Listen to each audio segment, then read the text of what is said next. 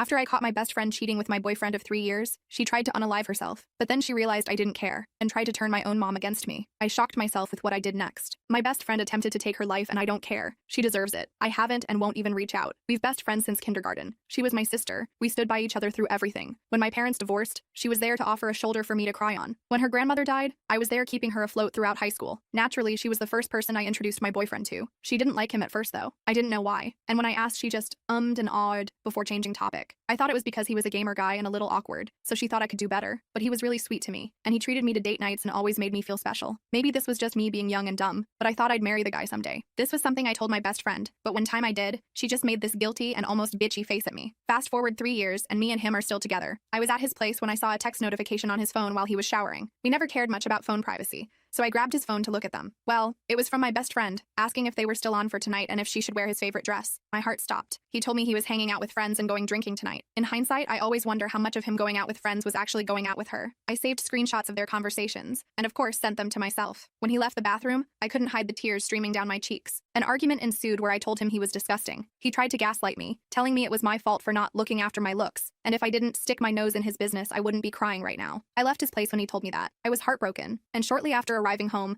I started getting bombarded with calls and texts from my best friend. To this day, I have no idea what she wanted, because I answered none of them. However, I did look at her texts, and everything she said can basically be boiled down to, she never meant to hurt me. He hit on her first, it was an accident, it didn't mean anything, and I still owed her $10 for Chipotle. I remember not answering a single text, and after perhaps 15 or 20 messages, she became angry. She began spamming me, calling me dumb, immature, and naive, saying this wasn't how friends treat each other, and telling me I was being selfish for throwing away our friendship. She eventually stopped after a total of 78 calls and 132 messages. My boyfriend was strangely quiet during this time though. He didn't reach out once. It took me a few days, but I finally got my shot together. Well, not really, but enough to send them both messages. I texted my now ex-boyfriend that we were done and I wouldn't give him a second chance. He responded by trying to call me, but after just one attempt, he gave up. He sent me a final message saying it wasn't that big of a deal, because he couldn't help his testosterone being higher than the average male, and finally ended up agreeing that we shouldn't date anymore. My ex-best friend was more persistent after I told her I wanted nothing to do with her. Day after day, I'd get messages and calls from her, demanding to talk, demanding I don't say anything to anyone and expose her perfect reputation. I remember in one of the messages she screeched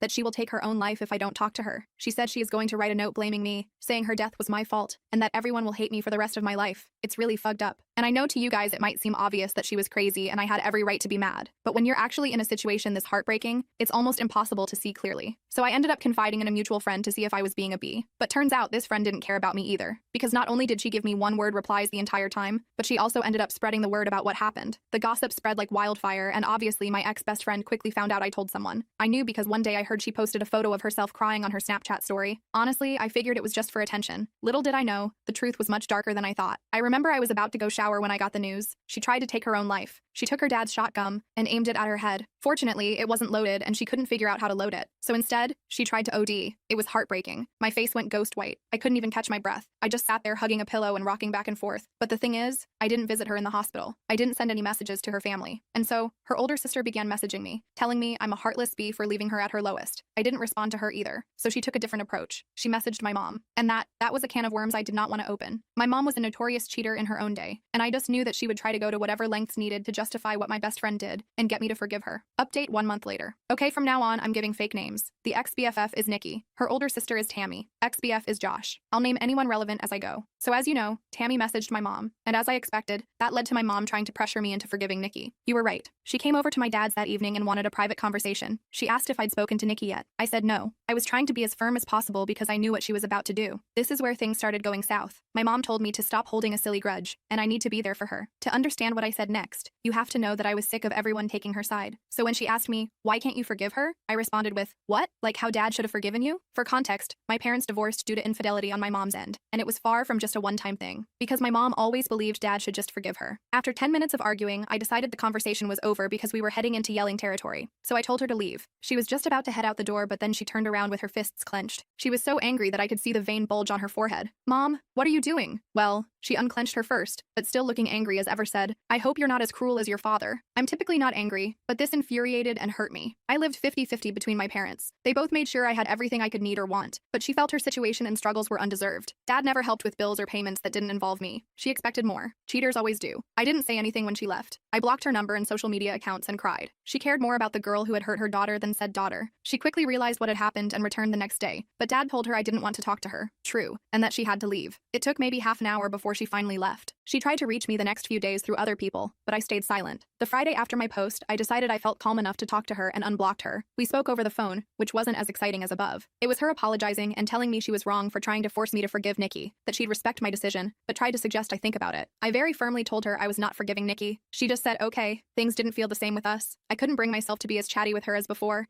and it didn't help that she kept giving me updates about Nikki. The first time she did it, she told me Nikki had been put on a 72-hour psych hold, assessed, and eventually released. I told her I didn't want any updates on Nikki's situation. I won't stop her from checking in, but I didn't want to be involved. She complained and said she thought I'd want to visit her, but I threatened to block her again if she kept pushing and shut up. Nothing was mentioned about Nikki for a couple of weeks before Mom again broke my boundary and brought her up, telling me about how Josh had stopped talking to her and how Nikki needed a shoulder to cry on. I again told her I didn't want to know, and this was her last chance not to bring her up, or I would cut her from my life. She complained again, but eventually promised it wouldn't happen again. Maybe I should have learned from my mistakes because I know my mother. She doesn't take no for an answer. It was quiet for a while. My friends and I had all carried on from what happened, and even though I know a couple of them still occasionally talk to Nikki, they never bring her up around me or tell her, I hope, how I'm doing. I thought I could finally close this chapter on my life, but nope. Today my mother called me and asked if I wanted to get lunch. I hadn't seen her in a while, so what was the harm? I head to the Weatherspoons we planned to eat at, and who do I find sitting with my mom? Nikki and her sister Tammy. As soon as Nikki sees me, she gets up and tries to hug me, but I just raise a hand and take a step back, and this girl dares to look upset. Mom immediately knows she's fucked up because she's scrambling with all of the excuses. It hurts to see you two fall apart like this. You were so close. I thought you'd forgive her by now. My favorite. She made a mistake. She misses you. Nikki has been quiet, and I can see Tammy glaring at me. I'm just so fucking angry and upset. I honestly didn't think she'd pull something like this. I wanted to leave and cry, but I looked at Nikki and said, for someone who's made a mistake, she sure hasn't apologized for it yet. She had this guilty look and muttered something about me having her blocked and having no way to. I said, is that all you have to say? She just looked at me, confused. I was done. I turned to leave, and her sister started yelling after me, saying that I owed Nikki a second chance with all the trauma I put her through, while Nikki was begging me to listen to and talk to her. I told them all to fuck off and never contact me again and left. I got out of there before Tammy started a fight and went home. I texted my mom a while ago,